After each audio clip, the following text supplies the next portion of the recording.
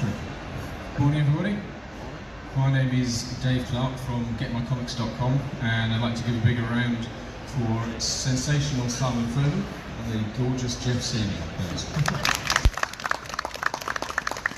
So obviously you probably hopefully know their past, the amazing work they've done on Transformers, Dragon's Claws, Death's Head, and all Marvel UK and stuff in between. They're here today to talk about their new title, To the Death, and associated works. So first, Simon, where does the To the Death come from? What's its origins? Well, I mean, Geoff and I have worked in comics for 35 years now, and Geoff had moved largely into advertising work, storyboarding, and we really wanted, both of us, just to get back together, get the band back together, and do something in the vein of the comics we'd produced for Marvel UK in the 80s. So Dragon's Claws and Death's Head had that sort of hard-edge, sci-fi, dark humour that we wanted to recapture, and some of that energy that 2000 AD, had a lot of, particularly back in the days when we were starting out in comics, and we wanted to capture some of that almost old-style comics again. And so we kind of couldn't use Dragon's Claws, we couldn't use Death's Head, because they're Marvel characters. But what we could do was take that energy, that vibe from that future sci-fi, war, action, and channel it into something new, something that would play to both our strengths. Geoff is a very visceral and kinetic artist. Give him a room full of talking heads and he'll probably sulk, but give him large-scale action and a world to design, and he'll produce his best work. So, we took all that energy from Dragon's Claws and Death's Head and turned it into something new that we could both get our teeth into.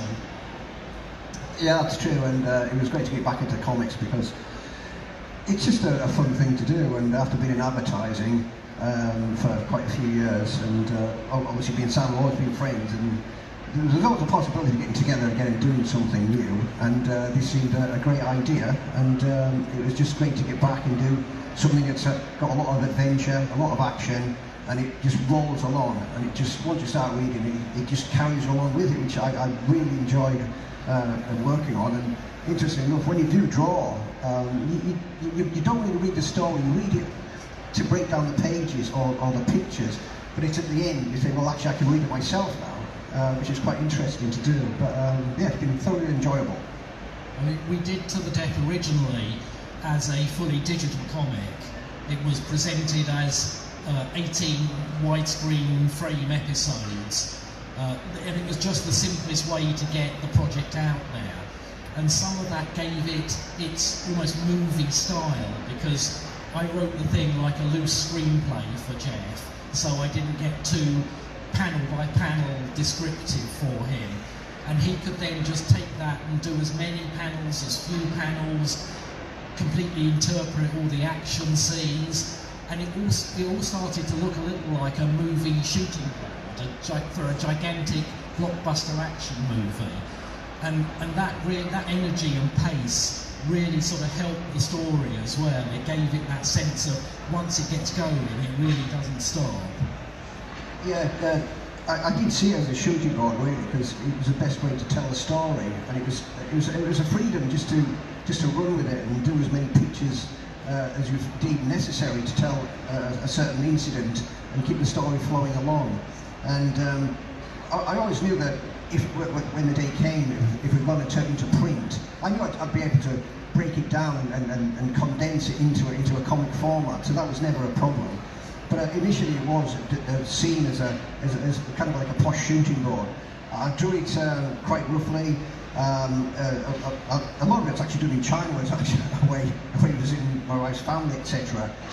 But most of it's done on Cintiq, on screen, which is the way most artists work nowadays, I think, because it gives you the freedom just to experiment.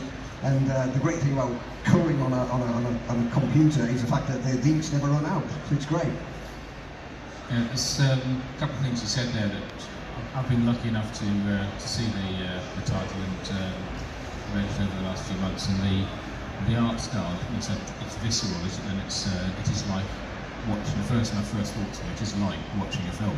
The way it runs is fantastic. One of the things is the art style. I've noticed, Geoff, that your art is.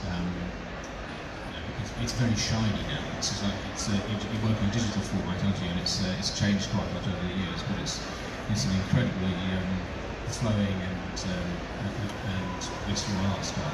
Yeah, obviously the thing is, I obviously starting in comics and working in comics, and then I spent quite a few years in advertising. I did learn a lot in advertising as well, and one thing I did hone my skills on was the actual storytelling, because I'm a big believer in things should be really clear. When something happens, you should see exactly what's going on. The idea of having a comic or any pictures that you look at it and think, well, hang on, there's a fight here, but I can't quite work out what's going on. That to me, it breaks the link, breaks the chain, and the flow stops. So it's always been important for me to tell the story and keep it simple, but you can still make it quite dramatic as well. And as Dave said, it was just a great way to tell a story, do it in the shooting board form, because you just freed you up to tell the story the way you wanted to tell it. Simon, when he wrote the script, he never did panel by panel. I literally got a paragraph and this is what happens, then I broke it down.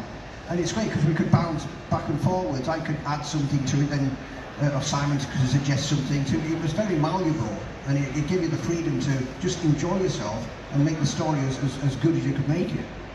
And in fact, we've got a mercenary bounty hunter character in it who's not Death's Head, but is called Killer Toa. And really, that came out of Geoff getting so far through and saying, maybe we could change this up a gear by bringing in this sort of outside, alien creature, and so the story changed so much for the better because of that. So it was a very organic process to the death, and yeah, a very collaborative one. Is it worth? I think is people out there may not know sort of the background behind the story, where it's based, sort of idea about the characters. Yeah. I mean, basically, the gist of the plot of To the Death is it's a future Earth, several hundred years in the future. Everything has become a commodity to this massive tri-corporation that rules Earth, right down to and including war itself. Off-world war is recycled as mass entertainment to keep the somewhat sort of downtrodden masses happy. And, Earth itself is pretty much a used-up commodity itself. And the Tricorp are branching out and acquiring other planets as well. And one soldier in these pacifier units they send out comes home, and having survived several campaigns, is deemed surplus to requirements now. He has a following and could be seen as a rallying point for the dissidents in society. So the Tricorp decide that Dryargin must go, so they put a contract out on him, and then various other things get in the way of that. But generally, once he realises he's been targeted, Dryargin fights back, and the rest is the sort of the story of how he takes the fight to the Tricorp on Earth. Where did the ideas come from in the first place then? I think, weirdly, Dragon's Claws, going all the way back to that, had a lot of the same touchstones that we used into the Death. Before it was maybe as common to do so, Dragon's Claws had quite an ecological theme to it, of resources being used up and the planet itself being abused by large corporations. So, we took some of that and rolled it into To the Death as well. That idea that, we have to be very careful with our planet, otherwise we really don't have a future for it. And so, we took some of that theme, we took, some of the other sort of things we love. Well, I particularly love the idea of one man against the system. One man who, really shouldn't be able to make a difference, but is just too stubborn and dogged and relentless to back down, even against the most impossible odds. You know, I love kind of characters like that, and we took a lot of the movies and the energy we loved from things like Aliens and Starship Troopers and that kind of gritty colonial marines vibe into it. So, you know, for us it was a little bit of let's just draw all the things we love in this new format. I thought you were going to say you got an idea from watching the news. From watching the news. Well, it's from the news as well. Yes. So you've had a digital release already. So where is that going to be available? Well, I mean, we did the whole thing as a digital online comic. Like I say, it was 18 quite massive episodes, and you know, we generally got a really good pickup and feedback on it. But the biggest bit of feedback we got was, when's it coming into print? We maybe thought, you know, we'll go digital. Is that the future of comics? But more and more, maybe because of where we come from back in the day with Marvel UK, a lot of the people who were reading to the death really wanted the print version. So we very quickly thought, well, it's great, we do the whole digital thing, but then we start the massive process of reformatting it for print. And obviously that's where we started talking. Can you remember where the original relationship came from? Was it conversations with Adrian within the audience? I mean, what we decided was, you know, there was another need in us with To the Death. One was just to create something of our own that we owned, that was ours, that we weren't going to have somebody telling us whether they thought it was a good idea. You know, good or bad or indifferent, it would be our vision and we could take it right through to the printed page. But actually getting it out there was the issue. You know, we didn't particularly want to go with one of the main publishers. That relationship, even in a creator-owned thing, does become prescriptive in its own way, and we wanted something a little looser and more just, you know, straight to the public, really. So we started talking to Adrian and Dave at Get My Comics and talking about a publishing partnership which would forego the need for a publisher and a distributor, so we could actually get the comics straight to the public, straight to comic shops, without the need for the other mechanisms that sometimes just muddy the waters here. We really wanted to sort of get the comic done, get it out there. And so this is what we started talking about, doing a publishing partnership where Get My Comics would be our distributor, our publisher, our, you know, partner in this whole venture.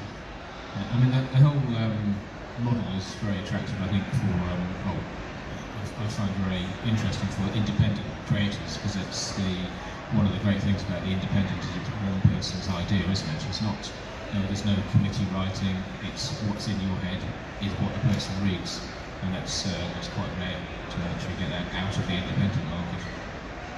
And I think, you know, for Adrian and Dave and Get My Comics, this was a door opener for them to step into the world of being a proto-publisher, of giving creators that access to the marketplace that maybe they can't get easily otherwise, or it requires a publisher, it requires a distributor. This is a much more collaborative, straightforward way for other creative teams to start to bring their comics to market through a model that isn't the one or two routes that are available. Yeah, definitely. Yeah, but what a title to start with, though, which is fantastic. To go back to the actual ideas behind the story, were you ever tempted? We've got a very, very human cast. Were you ever tempted to, with given your Transformers history, to be more mech-based? Yeah, I mean, it was tempting to play on that fact that we're both very well known for our work on Transformers, and I still work on Transformers some 35 years after I started working on it. And so we both had a name there and a kind of inbuilt audience, but neither of us really got into comics wanting to write and draw giant robots. That was kind of where the career took us within Marvel UK.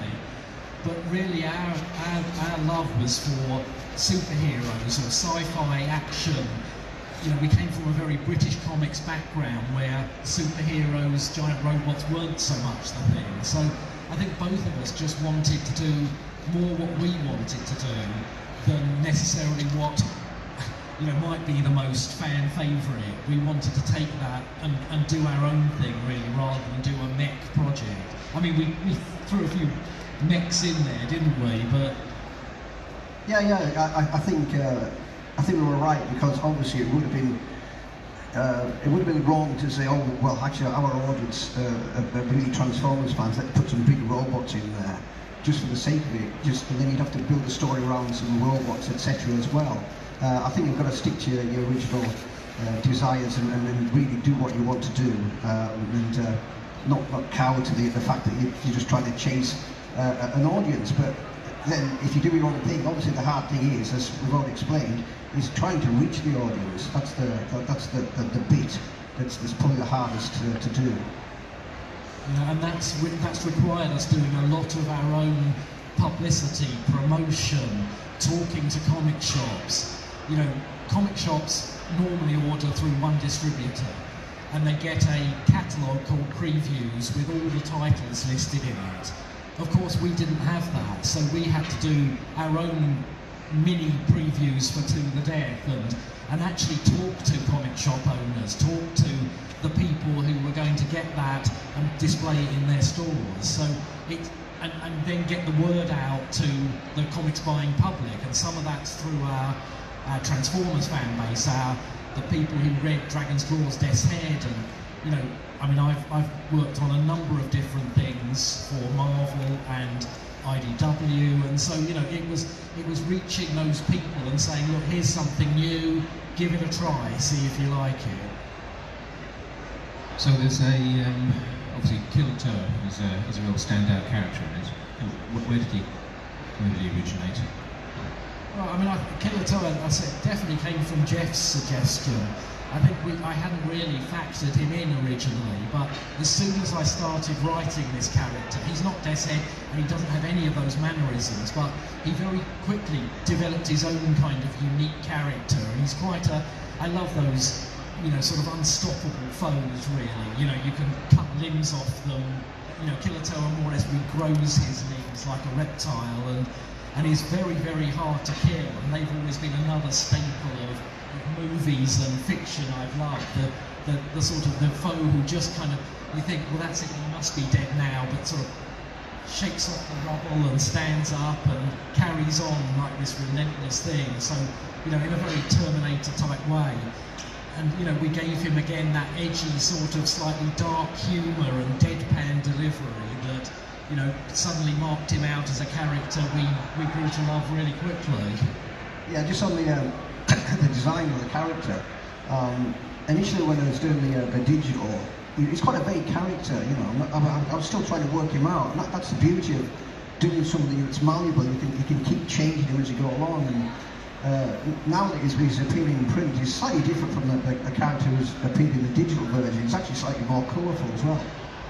So that was a great opportunity just to, which you don't get anywhere else. You know, if you did in the old days, if you did a character, that was it. It's set in stone. You can't change it. Not most of the time. Okay, Death's Head changed quite a bit, so I'm contradict myself there. But it was great just to have that chance to work it through, and then you could take another look. And actually, I might change that bit. I'll change this. And that's been a great joy to do. And as it's gone from digital to print, you know, Geoff has had that second look at everything, a chance to just maybe redesign a few things, or just tamper with the artwork to make it work better on the printed page. Yeah, exactly. And the thing is the difference between a single image on the screen, bang, bang, bang, one after another.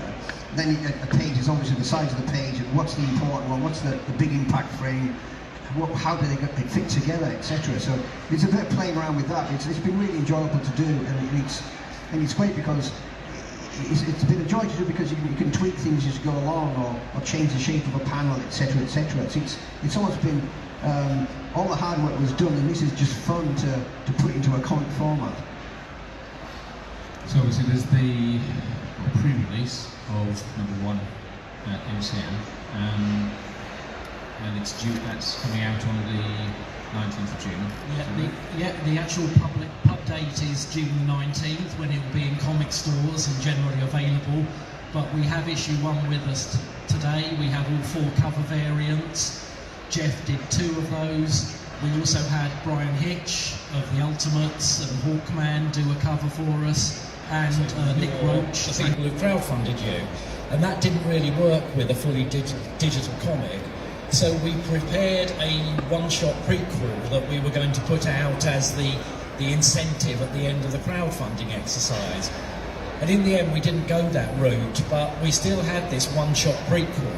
So that was the first thing in the end we put into print now, and we're using it again as a convention exclusive, where we travel, where we go to sign and appear at conventions.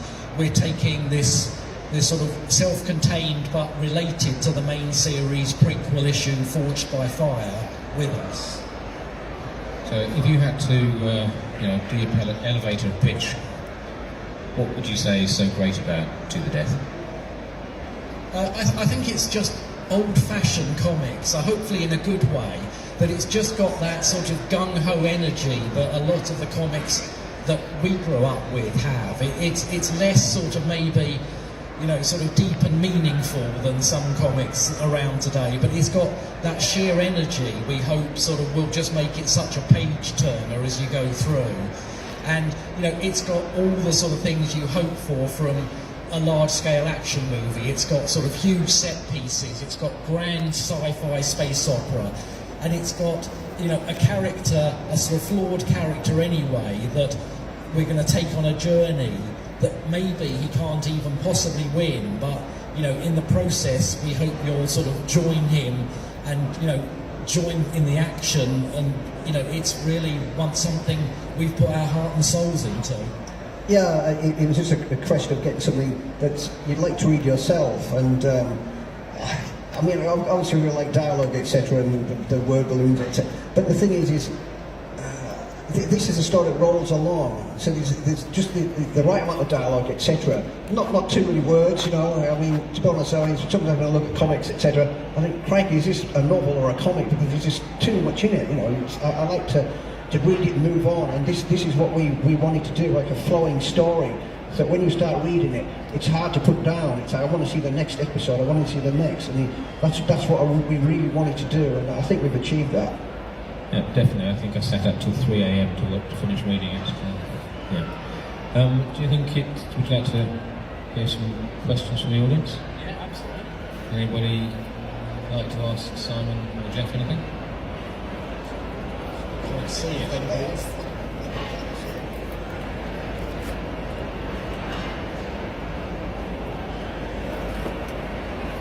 Hey there, good morning. Morning. Yeah, it's just a quick question. So you've written kind of the story so far. Is it a complete story? Like, is there a specific finish, or is it just kind of an ongoing, you'll keep writing as you see fit? No, it's a complete story. We didn't want to just, have something that could potentially run and run and run. We wanted to present like a movie, something that has a beginning, a middle, and an end. So it's a 10-issue series. All are in a sort of prestige format, 48 page per issue, and it's 10 issues long, and it reaches an ending.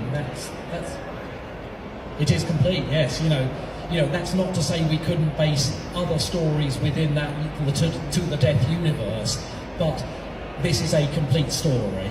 Yeah, and if it was successful and people were interested in buying it, then it would give the option of spin-off stories from it. That's always a possibility. So let's see what we can do.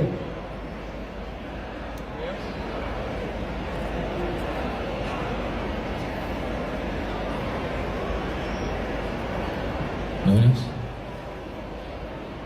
One chance to talk to Simon and Geoff. I mean, it doesn't have to be about To the Death. If anybody wants to sort of punt any Transformers questions out there, or any of their other work, that's also quite fine. I could tell you a little bit while I'm up here about something I'm doing for IDW at the moment, which is a little prequel to the original Transformers series. So back in the 80s, Bob Budiansky and others created the Transformers comic for Marvel. And to celebrate the 35th anniversary of that this year, IDW are doing almost a -1 issue.